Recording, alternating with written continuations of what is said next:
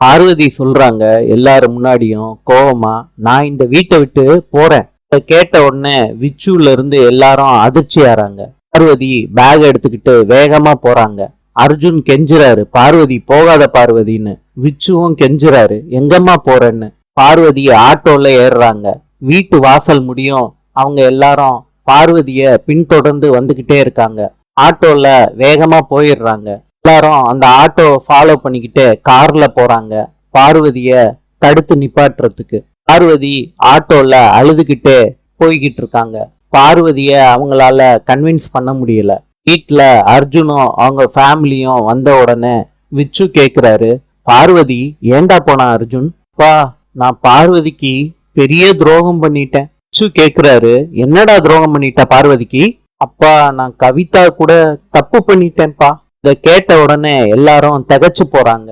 அழுதுகிட்டே அர்ஜுன் எல்லார்கிட்டையும் மன்னிப்ப கையெடுத்து கும்பிட்டு கேட்டுக்கிறாரு. எல்லாரும் கோவத்தோட உச்சகட்டத்துல இருக்காங்க. நாளை சந்திப்போம்.